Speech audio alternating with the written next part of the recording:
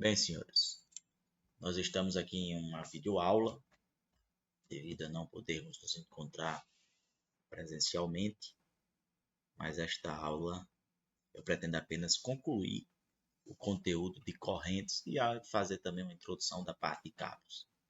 Sala de aula na disciplina de máquina de elevação e transporte, disciplina de código MEC 1206, nós já temos visto bastante aplicações, também algumas relações com a parte prática. E nesta aula de hoje nós vamos então, portanto, correr com essa finalização da parte de correntes, para posteriormente realizarmos também uma breve atividade, que essa atividade já será valendo o ponto. Como combinado em sala de aula, nós teremos uma pontuação de 2, valendo 2 pontos, referentes a desafios e atividades. Portanto, eu peço que vocês estejam ligados, prestando atenção nessa aula e nos nossos próximos encontros, que assim estaremos o fazendo. Então vamos lá, nós falamos sobre esses pontos aí no nosso plano de aula, como mostra.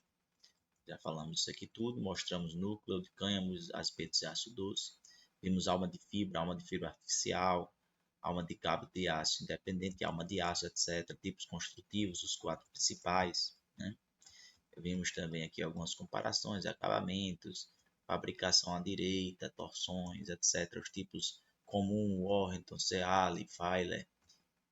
São os 4 tipos principais, mas existe também uma mistura entre eles. Vimos também aqui essas questões que, conforme nós acabamos de mostrar. E, portanto, nós vamos então aqui nos cabos de aço pré-formados. Quais são as vantagens então dos cabos de aço pré-formados sobre os cabos comuns? Distribuição uniforme sobre os fios individuais, reduzindo ao mínimo as tensões internas. A maior flexibilidade, você vê que, por exemplo, aquele tipo construtivo, ele trouxe também maior flexibilidade e menor pressão específica sobre o cabo de aço. Menor desgaste dos cabos ao passar por polias ou enrolar-se sobre tambores. E também maior segurança operacional, certo? Os cabos de aço com pernas lisas são utilizados em lugares onde estejam sujeitos à abrasão e desgaste intensivo. Por exemplo, você tem cabos de aço também que estão submetidos à oxidação, onde você tem uma cobertura dele de um outro material, justamente para poder evitar que a parte metálica do cabo de aço fique exposto ao meio ambiente. São construídos com 5 pernas lisas, com o núcleo de fio liso, e as pernas são torcidas sobre o núcleo de cânhamo. Então, no caso dos cabos de aço com pernas lisas, as pernas são lisas e o núcleo é um núcleo único de cânhamo, certo? Por terem maior área de contato com a garganta da polia ou tambor, suportam pressões maiores e se desgastam bem menos do que os normais. Como é que se mede então um cabo de aço? Vamos ver justamente agora. Veja só, você tem aqui o cabo de aço, o núcleo e as pernas. Em cada uma dessas pernas você tem arames laterais e arame também central. Então você coloca aqui o paquímetro e veja que esse daqui está fazendo uma medição diametral, mas que essa medição ela está errada, né? Porque se eu medir daqui para cá, nessa disposição, já vai dar diferente daqui para cá, certo? Então a forma correta é você pegar aqui os pontos, as pernas mais de maior distância de uma para outra. Então o correto seria daqui para aqui, que vai dar maior do que esse daqui. Essa é a forma de medir corretamente o diâmetro de um cabo de aço, certo? Nós temos aqui também a forma correta de medir, mostrada aí nesse tipo construtivo. Qual é esse tipo construtivo? Respondam aí, de acordo com a aula que a gente viu. Ok, e o passo do cabo? O que é que significa dizer isso? A gente sabe muito bem o que é um passo de rosca. Nós sabemos muito bem o que é um passo de uma engrenagem, dos dentes helicoidais de uma engrenagem, ou de uma roda dentada, mas agora de um cabo de aço. O que seria isso? Então define-se como passo de um cabo de aço a distância medida paralelamente ao eixo do cabo, necessária para que uma perna faça uma volta completa em torno do eixo do cabo de aço. Então você tem aqui a perna, perceba que isso aí não é arame, tá? É a perna. E ela começou aqui. Ela vem se enrolando até que quando dá uma volta, ela volta para cá, ó, desse mesmo eixo aqui, ó, desse mesmo alinhamento. Então a distância daqui para cá será o nosso passo. Ela dá uma volta em torno desse eixo aqui. Uma volta completa. Esse lado daqui, esse lado aqui. Isso é definido como o nosso passo.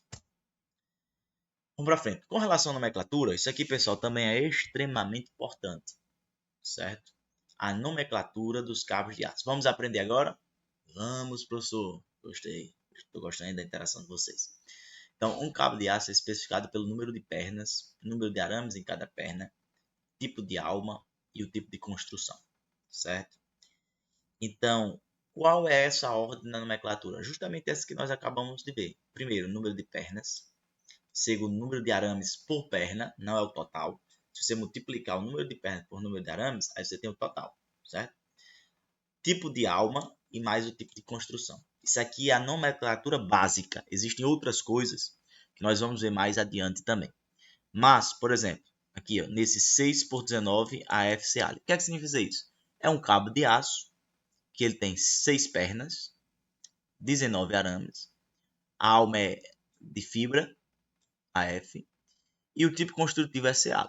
Então o cabo é 6x19 mais AF CA. Possui 6 pernas, 19 arames em cada perna. Então se eu perguntasse quantos arames tem, então vocês fariam 6 multiplicado pelo nosso 19. Beleza? Vamos para frente. Aqui, ó, agora a gente tem a nomenclatura completa. O que é que ele está dizendo isso aqui? Dentro disso. Aqui ele está seguindo também a ordem. O primeiro ele está dizendo qual o diâmetro do cabo. Então você não precisa nem medir aqui, ó. Ele tem 1/2 de quê? De polegada. Um meio de polegada. Ou meia polegada, melhor dizendo, né? O número de pernas é de 6. Meia polegada. Número de pernas 6. Número de fios por pernas 36. Tipo construtivo, você tem o ortoceale. Tipo de alma, alma de fibra. Tipo de acabamento, polido. Sentido de torção, trefilada à direita ou torção à direita. E por último aqui a resistência à tração, que é em kgf por milímetro quadrado. Aprendam isso porque nem sempre vem essa unidade aqui. Tá? Mas ela vai significar a resistência à tração do seu cabo de aço. Certo? Então, por exemplo, nesse exercício aqui, peguem o caderno de vocês e façam aí, vocês vão ter aí 2 minutinhos. 1, 2. Isso. Muito bem. Todos terminaram, né? Então vamos lá. Esse primeiro, o que é que seria isso? Identifique os cabos abaixo, faça sua representação em desenho. Vocês que gostam de desenhar aí. Então, é esse tipo de cabo aqui, só que comum. Ele é 6x19, então tem 1, 2, 3, 4, 5, 6 pernas. Vocês desenhariam ali. Temos 19 arames por perna, então a gente sairia contando aqui 1, 2, 3, 4, 5, 6, 7, 8, 9, 10, 11, 12, 13, 14, 15, 16, 17, 18, 19. 19 arames por perna, né? E ainda temos o núcleo, melhor dizendo. Nós temos ainda o arame central, que também deve ser contabilizado, tá? Veja aqui, para ter os 19, ó, vamos fazer uma conferência aqui. E claro, lembrando que aqui, como é comum, então vai diversificar aqui que todos serão de mesmo diâmetro os arames. Mas se você contar aqui, nós temos 1, 2, 3, 4, 5, 6, 7, 8, 9 por fora, 9 externos. E dentro nós temos 1, 2, 3, 4, 5, 6, 7, 8, 9. 9 com 9 dá 18. Então qual é o outro? É o arame central, 19. Então o arame central também contabiliza-se quando você está contando os arames por pernas, porque ele pertence à perna, tá? 6 por 20 a Feiler, mesma coisa. Isso é interessante vocês fazerem. Mas nós teríamos 6 pernas, 20 arames por perna. A alma, qual é o tipo A, pessoal? É alma de aço. Quando você tem AACI, você tem alma de cabo de aço independente. Você botaria outro cabo. Mas aqui ele tem uma outra perna. Então é só você botar uma perna dessa aqui dentro. Tá? E aí você sai contando o número de pernas totais. E a configuração é falha. Então vai ficar diferente desse aqui que é a Ceale. Ele vai ficar parecido que nós temos aqui, ó. Aqui, ó. Camadas grossas e alternadas e grossas. Então grossas, alternadas e grossas, tá? É isso que vocês teriam que desenhar. Isso é importante só para vocês saberem como realmente é o formato desses cabos de aço. E aqui o diâmetro, número de pernas, número de arames, alma de fibra, polido, trefilado direita. E isso aqui, pessoal, o que é esse IPS? Esse IPS aqui diz respeito à resistência de tração. Ah, professor, mas IPS significa dizer, é porque cada fabricante, ele tem, de acordo com seus métodos de fabricação, e propriedades materiais, as resistências desses materiais que vai entrar aqui. Uma vez que você diz IPS, você já dá um intervalo de resistência, certo? Por exemplo, olha só, cabo IPS, IPS, EPS. Olha isso aqui, tá? Então você tem, deixa eu ver aqui.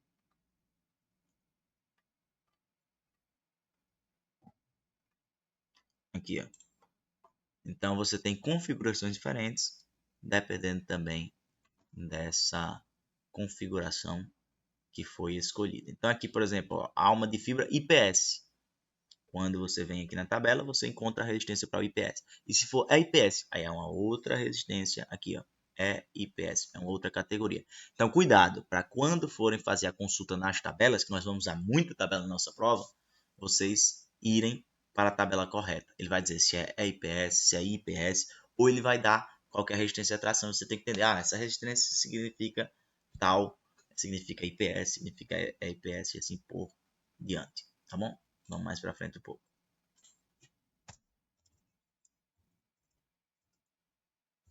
Ok, aqui nós temos também as principais falhas: cabo de aço com amassamento, ruptura de cabo, quebra por fadiga, gaiola de passarinho causada pelo alívio repetido de tensão.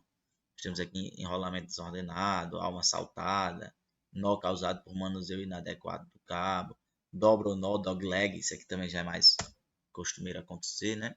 E aí como é que você identifica que esse cabo de aço ele está passando por uma falha ou defeito? Primeiro, a inspeção inicial, quando você recebe um lote, você precisa identificar se ele está todo padronizado, você vai fazer medidas diametrais, você vai fazer uma série de análises sobre eles, para que eles estejam todos com as mesmas configurações. Uma inspeção visual diária, no dia a dia você vai tentar observar se tem algum desses defeitos que nós acabamos de ver. E também a inspeção periódica, que deve ser executada por uma pessoa agora treinada para tal finalidade. Então, isso daí você já pode ter submissões de trações, de testes, de análises com maquinários para você poder realmente também entender se esse cabo está em boas condições de operação de uso. Por exemplo, os cabos de aço no caso do elevador, quando você vai trocar um cabo de aço, você não só troca ele e deixa funcionar normalmente. Você troca todo o conjunto dos cabos de aço, porque eles vão estar com alongamentos diferentes devido a um ser mais novo, outro mais velho e tudo mais. Ok, com relação às aplicações, são das mais diversas. Com relação aos seus formatos, existem vários. Existem também o que muitos chamam de desligas de aço, que são como se fossem esses laços aqui, onde você já tem os cabos com pegas, eles já são comprados desse jeito, com essas pegas, né? Inclusive tem aqui, ó, tipo W9, são cabos de aço onde você já vem o gancho junto com ele também, e assim por diante. São bastante utilizados. Ok, esta é a nossa aula, senhores. Vamos estar passando uma atividadezinha valendo ponto. Muito simples. Obrigado pela atenção. Até mais.